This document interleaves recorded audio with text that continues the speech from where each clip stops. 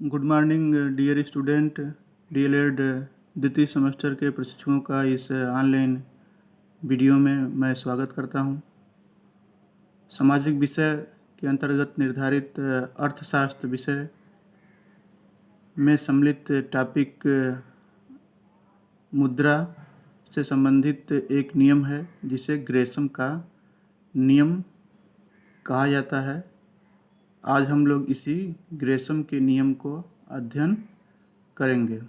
Gresham से एक British अर्थशास्त्री थे या एक ब्रिटिश आर्थिक सलाहकार थे जो महारानी एलिजाबेथ प्रथम के शासनकाल में थे।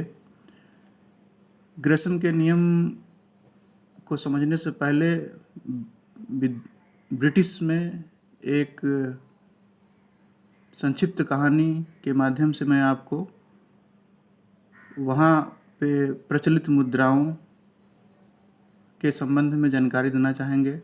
तो जैसा जानते हैं कि महारानी एलिजाबेथ प्रथम के पूर्व जब ये महारानी बनी, इसके पहले ही इंग्लैंड में विभिन्न आकार एवं प्रकार की मुद्राओं एवं सिक्कों का चलन थे, जिनमें से अधिकांश जो मुद्राएं या जो सिक्के थे वो घिसकर खराब हो गए थे या घटिया हो गए थे।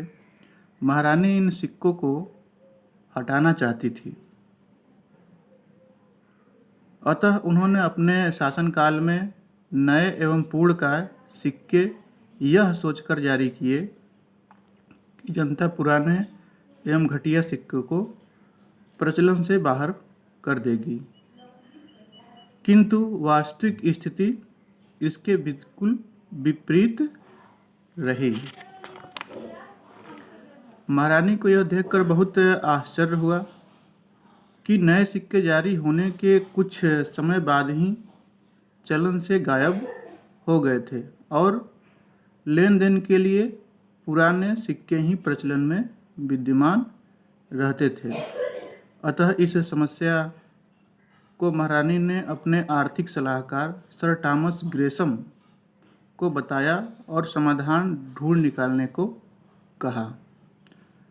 सर थॉमस ग्रेसम ने समस्या का गहन अध्ययन कर मानवीय प्रवृत्ति का विश्लेषण करते हुए महारानी एलिजाबेथ को बताया कि यदि किसी देश में अच्छी तथा घटिया दो प्रकार की मुद्राएं साथ साथ प्रचलन में हो तो घटिया मुद्रा में बढ़िया मुद्रा को चलन से बाहर कर देने की प्रवृत्ति होती है।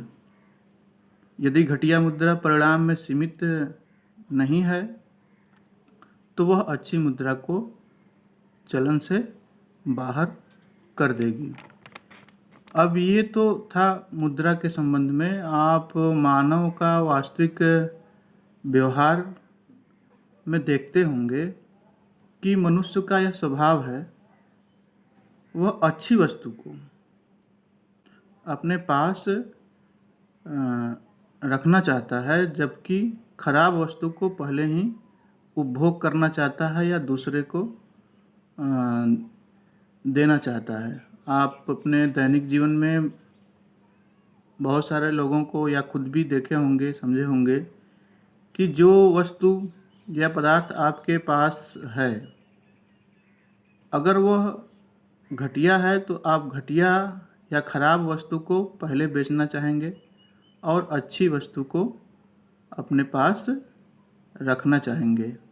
तो इस तरीके से इस नियम में मानवीय मनोवैज्ञानिकता को भी जांचा गया कि उनका व्यवहारिक जीवन में वो क्या सोचते हैं, और इसी को आधार बनाकर एक नियम जो है मुद्रा पे लागू किया गया और उसी नियम को ग्रेसम का नियम के रूप में जाना जाता है। तो ग्रेसम का जो नियम था इसी मनुष्य के मनोवैज्ञानिक प्रवृत्ति पर आधारित है। यदि देश में अनेक प्रकार की मुद्राएं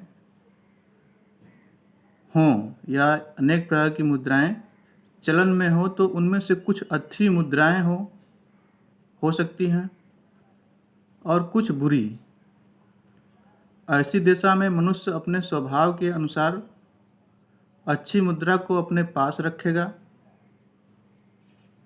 और घटिया मुद्रा दूसरे को देगा, जिससे प्रचलन में केवल बुरी मुद्रा ही रहेगी। मुद्रा चलन में मानव स्वभाव की इस प्रवृत्ति को सर टॉमस ग्रेशम ने एक नियम के रूप में व्यक्त किया, जिसे ग्रेशम के नियम या लॉ ऑफ ग्रेशम के रूप में जाना जाता है। इस नियम के तहत जो चलन में कई प्रकार की मुद्राएं यदि होंगी, विशेषकर से जो मुद्रा सिक्के के रूप में है, और सिक्का यदि वो खराब हो गया है तो उसको बाजार में ज़्यादा चलन में रहेगा वो। क्योंकि पहले ही बताया गया है कि मानवी मनोवैज्ञानिक स्वभाव का अध्ययन करते हुए ही ग्रेशम ने यह नियम बताया था। तो एक बार संक्षिप्त रूप से मैं आपको बता दूं कि जो ग्रेशम का नियम है वह प्रमुख रूप से यदि किसी देश में 2 प्रकार की मुद्राएं चलन में हैं या उससे अधिक भी मुद्राएं चलन में हैं, तो जो घटिया मुद्रा होगा या जो खराब मुद्रा होगा वह अच्छी मुद्रा को बाजार से चलन में बाहर कर देगा। तो यही नियम ग्रेशम का नियम कहलाता है। Thank you.